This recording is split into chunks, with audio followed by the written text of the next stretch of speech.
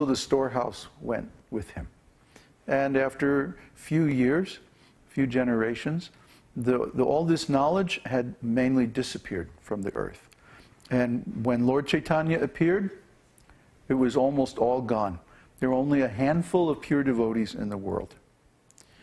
So when Lord Chaitanya and Lord Nityananda appeared in Bengal 500 years ago, it's described that they broke open this storehouse of love of God, and they plundered the contents, and they distributed them freely to everybody. Just like Krishna and Balaram distributing the butter to the monkeys, breaking into the storehouse and breaking the pots and throwing it everywhere. They can do that. That's their special position. That's why it's said that these two incarnations of Godhead, Karuna, Parama Karuna, Pahundu Ijana, Nitai Goda Chandra. This is another song. We should sing that song one of these days.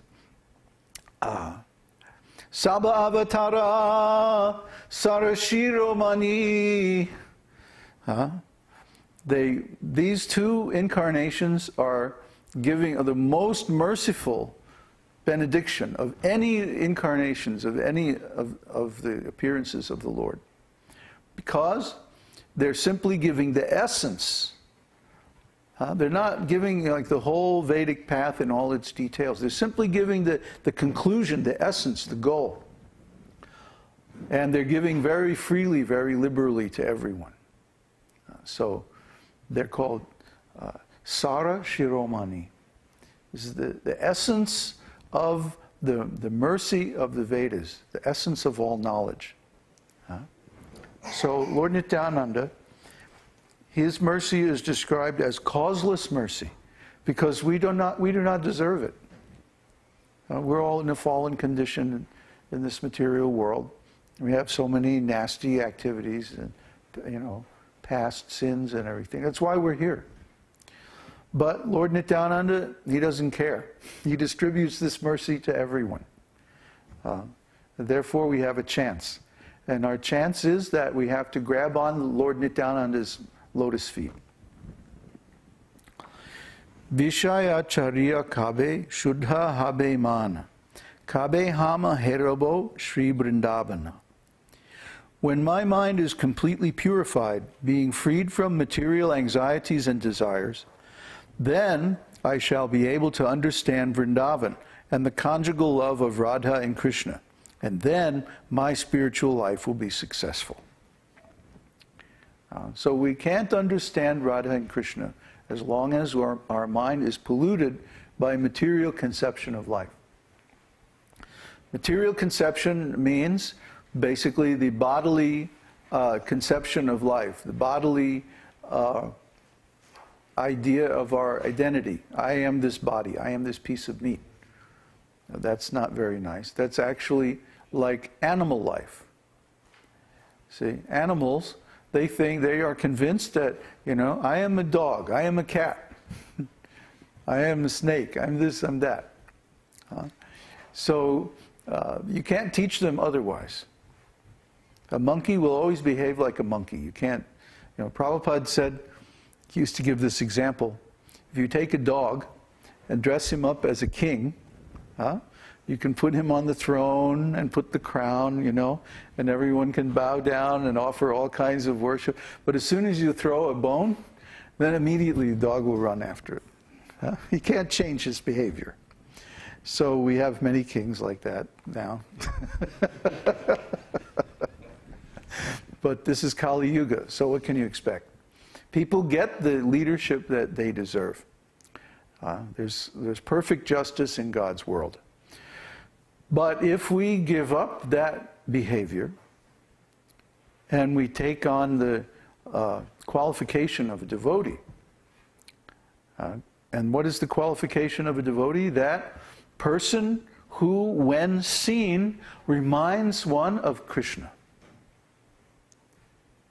That's a devotee. A devotee is always chanting the holy name. So when someone sees a devotee, they think of Krishna.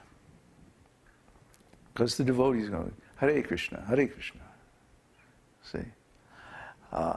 So when we become like that, and we have no more desire to hide our real identity, and like that, then we can taste this love. This pure love, this concentrated essence of love that is only known by the residents of Vrindavan. That's what Lord Chaitanya appeared to give.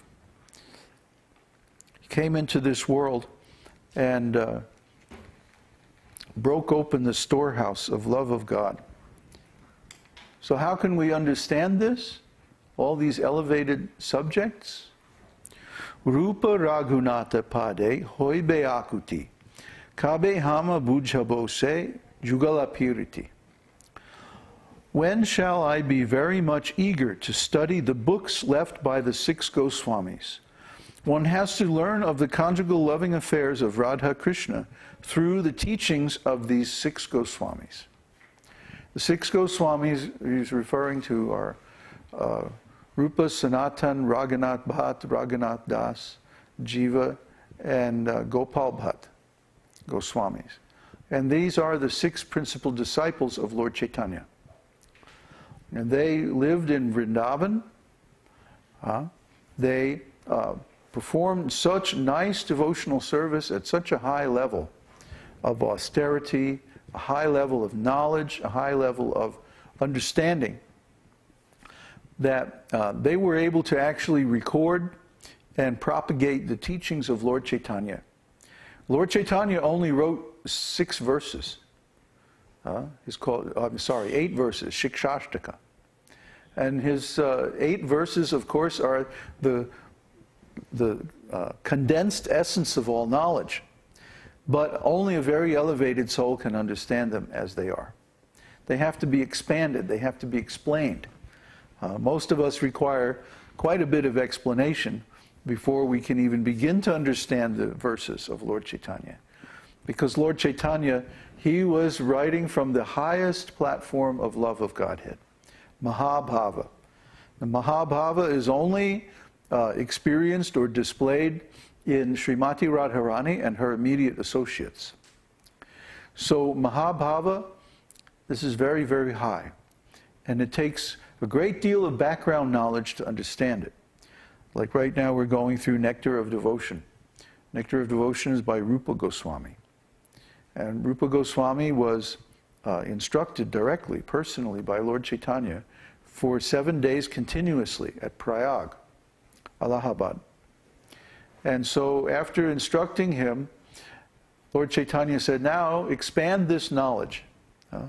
Can you imagine sitting with Lord Chaitanya for 7 continuous days? And he's like in all these ecstatic transformations and giving all this incredible high-level knowledge. Rupa Goswami was just like, oh man, how am I going to do that? I'm just a poor jiva soul. I can't even remember half of what you said. He said, so he fell down at the Lord's feet and he said, if you really want me to write all these books, you have to give me the benediction that this knowledge, this teaching that you just gave me will become awake, will become alive in my mind. And that I will be able to write these books. Otherwise, I have no hope of even understanding the thing that you said. And so Lord Chaitanya blessed him. He said that all this knowledge that I've imparted unto you, that this will become alive in you. It will become real within you. In other words, you will attain complete realization of all these things. And you will be able to see Vrindavan. So you can write about the pastimes of Vrindavan, not from theory, not from conjecture, not from speculation, but from direct vision and participation. See, this is the highest platform of spiritual knowledge. And Lord Chaitanya specifically blessed Rupa Goswami to have this. So Rupa Goswami and his brothers Sanatan Goswami and the rest of the 6 Goswamis wrote hundreds of books.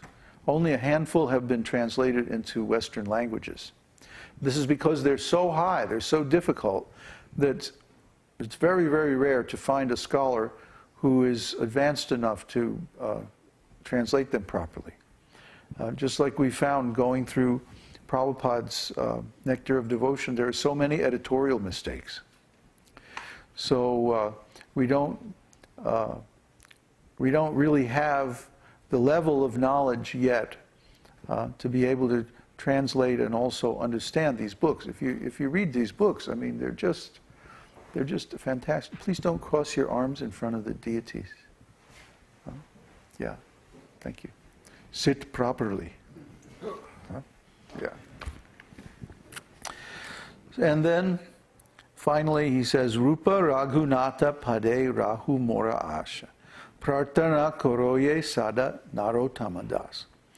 Narottam Das always wishes to understand this conjugal love under the direction of the 6 Goswamis. We cannot understand this conjugal love of Krishna